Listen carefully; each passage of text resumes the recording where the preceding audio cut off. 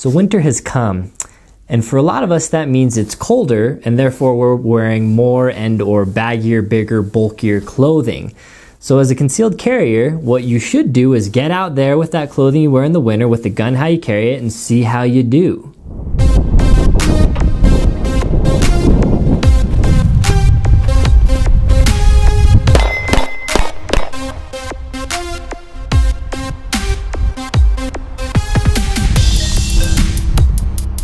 So for the concealed carrier, winter brings some pros and cons. A pro is you have more bigger, baggier clothing and it'll allow you to conceal a firearm, maybe a bigger one than you were able to conceal in the summer when all you had was a t-shirt. Now a con is that you're wearing bigger, baggier clothing and you may not be able to get to that firearm as easy as you were in the summer when all you had on was a t-shirt. So there are some things you should do to get yourself prepared for carrying in the winter. Alright, so here we are. This is a pretty typical outfit for me in the winter, and I'm at like 9,000 feet of elevation in the Colorado Rockies, so it gets pretty cold here. Granted, it gets colder in other places in the world, and it's also warmer in a lot of places in the world, so we'll just kind of use this as a happy medium. Now this is a pretty thick jacket with a sweatshirt on underneath and a t-shirt. You can see obviously it's unzipped. I wear this unzipped most of the time when I'm going, from my car to the office, from a restaurant back to my car, from car to my house, whatever. I don't really care about having my jacket zipped up all the way because unzipped means I can access my gun a little easier, I can take it off, I can get some air in if I want, I can regulate my body temperature, whatever. So this is my default. Now, if you never wear your jacket unzipped at all, you can just kind of wait and we'll get to the zipped up portion here in a second. But I'm going to start with unzipped and then I'm going to go to zip because in my mind there's really kind of like two ways to wear your winter clothes, like this or zipped up. So here, I'm talking about this because it requires a little bit of extra work than if you were just wearing a t-shirt. So if you're just training in the summer, if you're going to an indoor range and taking your jacket off and putting it on a hook and then just in your t-shirt, essentially in your summer attire, then you're never going to you're never going to run into these problems that I'm about to address. So normally in the summer, and my gun's been cleared, my camera's on a tripod, everything is safe, don't worry. So normally in the summer you'll just take your shirt up and you'll get your gun. But you see instantly that is a problem in the winter when you have something like this on. The solution is relatively straightforward and there are a few ways to accomplish this and I'm just going to show what works best for me. So you have 1 or 2 layers over here and you need to get that out of the way. You need to get this out of the way so you can clear up this portion where you can grab your gun. Granted, now I'm talking about appendix carry. If you carry it 3 or 4 o'clock, the concepts are similar and they still apply. You just have to clear a little further. So your left hand does the same as it does in the summer and your right hand has an added extra step of getting this out of the way. Now as your left hand goes to clear this shirt, your right hand is clearing this out of the way and you kind of just go in a fast sweeping motion like this. And it's not that difficult. So again, I'll slow it down a little bit.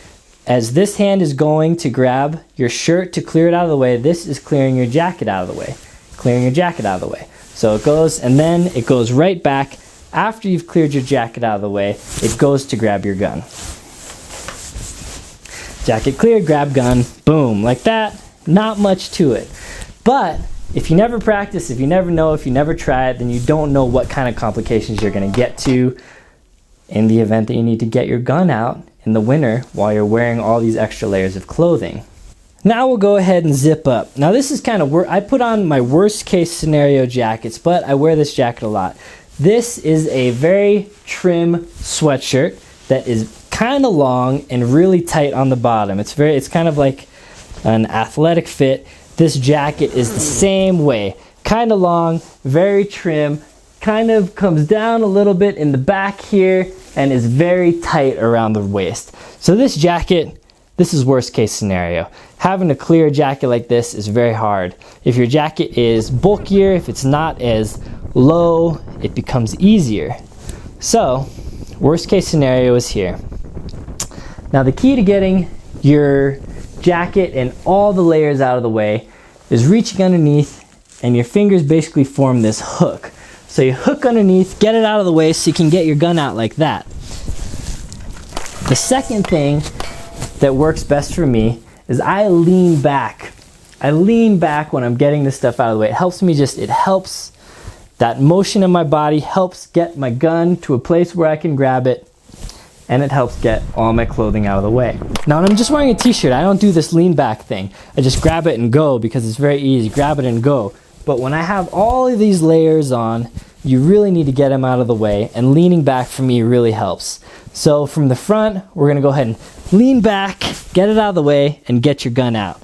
Now, it may not look that hard, but I don't know, maybe it looks really hard on camera. Maybe it looks like I'm really struggling, but it's not that easy.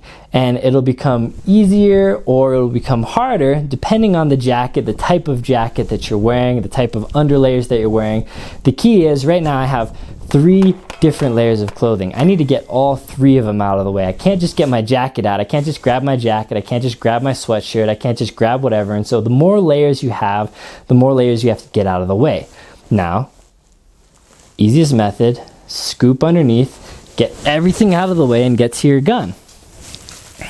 This is another one that's pretty self-explanatory, kind of like almost no duh. But it's one of those things, if you never practice, you're gonna be screwed in the event that you need to get your gun out quickly and you have all these layers in between you and your gun. So that's basically all there is to it when we're talking about jackets, sweatshirts, that kind of thing. But there's another added element in the winter for a lot of us, and that's gloves. So if you're wearing gloves, whether it be, you know, skiing gloves or little thin gloves or like kind of like rubbery work gloves, whatever. I wear all kinds of gloves. Those make it more difficult. The thinner the glove, for the most part, the easier it is to do all of this stuff. The thicker and the more bulky the glove is, the more difficult it's going to be to do all this kind of stuff. It's going to be more difficult. It's going to feel weirder to get your grip. Your trigger's going to feel weirder. Your finger may or may not even be able to get into your trigger guard to pull the trigger. So if you wear gloves a lot, or even if you wear gloves from time to time, it would be good to also dry fire and live fire practice with your gloves, how you wear them, with your whole setup.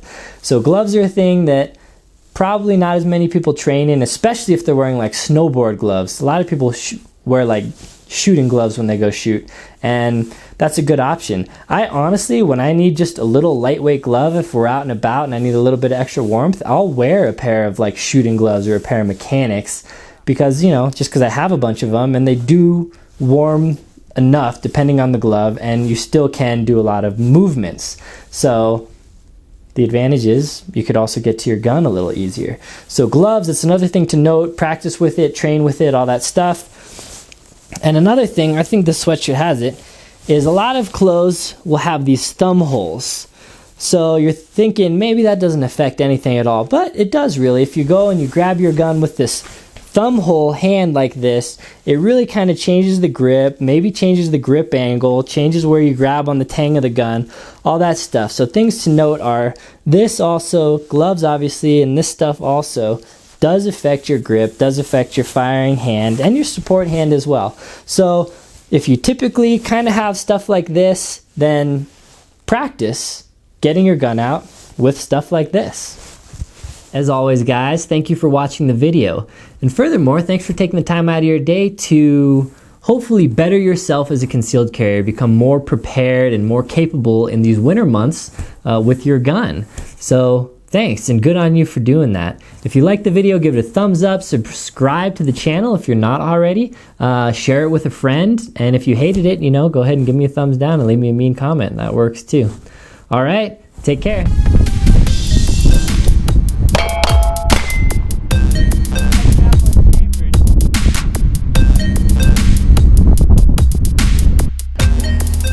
All right. You good? Yeah.